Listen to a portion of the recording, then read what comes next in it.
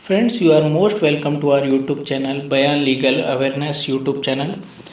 दोस्तों, आज का जो हमारा टॉपिक है वो है इकरारनामा। What is इकरारनामा?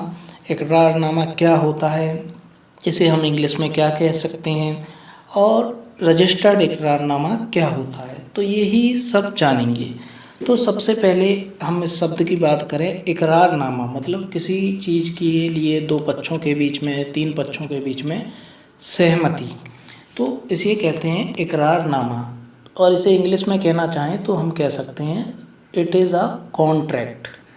तो इसे हम कॉन्ट्रैक्ट भी कह सकते हैं, ये एक कॉन्ट्रैक्ट ही होता है।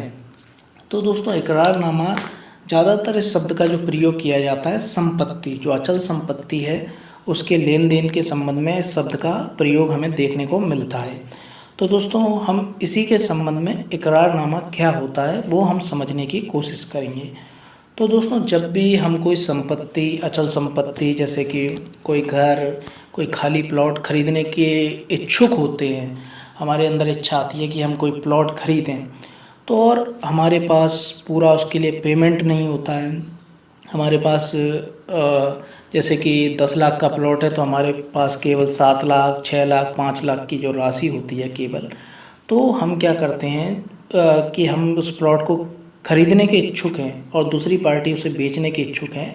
तो दोनों पार्टी यदि इस बात पर राज़ी होती हैं कि ठीक है, हम जो बेचने वाली पार्टी है वो इस पर राज़ी हो जाती है कि ठीक है, आप 1 वर्ष के अंतर्गत अपना जो शेष पैसा है, अभी आप हमें 5 लाख रुपए दे दीजिए या 6 लाख रुपए दे दीजिए, और शेष पैसा जो 4 लाख बचे हुए हैं वो आप 1 वर्ष के अंदर भीतर हमें दे दीजिए। और ये सेल डीड, जो इकरारनामा में जो लिखा गई है, जो सेल डीड के बारे में लिखा गया है, उसका एग्जीक्यूशन पूरा करा लिया जाए। तो ये होता है इकरारनामा। आप समझी गए होंगे। हम इसे एक उदाहरण के जरिए समझ लेते हैं। जैसे कि ए व्यक्ति है, एक व्यक्ति अमित और एक व्यक्ति है कबीर। तो जी, अमित व्यक्ति है वो अपनी संपत्ति बेचना चाहता है और कबीर व्यक्ति संपत्ति खरीदना चाहता है। तो यहाँ पर जो कबीर है उसके पास पूरी धनराशि नहीं है, क्योंकि जो प्लॉट है जो अमित बेचना चाहता है वो 10 लाख का है, वो 10 लाख का है, और कबीर के पास केवल 6 लाख रुपए हैं। तो वो अमित और कबीर ये दोनों आपस में एक इकरारनामा करते हैं, ये कॉन्ट्रैक्ट करते हैं कि अभी हम 6 लाख रुपए दे रहे हैं। तो जो कबीर होता है वो कहता है कि मेरे पास केवल 6 लाख रुपए हैं और मैं इस प्लॉट को ख़रीदना चाहता हूं। तो इन दोनों के बीच में एग्रीमेंट होता है, ठीक है कबीर, आप 6 लाख रुपए हमें दे दीजिए, हम इकरारनामा एक कॉन्ट्रैक्ट कर लेते हैं, और 1 वर्ष के भीतर आप पूरा रुपया दे के, जो शेष रुपया बचा है वो दे के इस सेल डीड का एग्जीक्यूशन करा लीजिए, इस कॉन्ट्रैक्ट का पूरा एग्जीक्यूशन करा लीजिए। तो इसमें समय भी लिखा जाता है, 6 महीने, 1 साल, जिस समय के भीतर आप बकाया पैसा दे के ज़मीन को प्राप्त कर सकते हैं। तो ये होता है विक्रय इकरारनामा। तो इसका रजिस्टर्ड करा लेना बहुत उचित होता है। आप इसका रजिस्टर्ड करा लेते हैं तो इसकी मान्यता और ज़्यादा बढ़ जाती है। तो इकरारनामे का आप रजिस्टर्ड करा सकते हैं तहसील पर।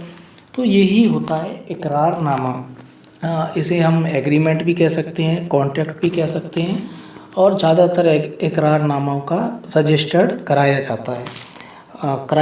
लेकिन ऐसा नहीं है कि आप रजिस्टर्ड नहीं कराएंगे तो इसकी कोई मान्यता नहीं होगी।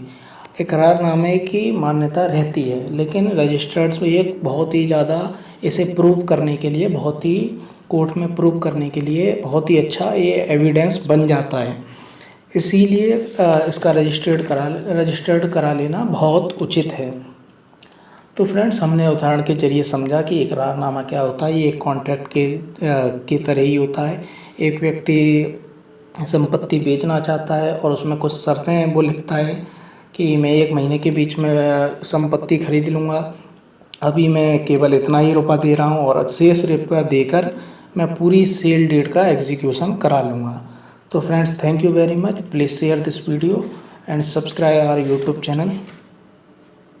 Thank you very much.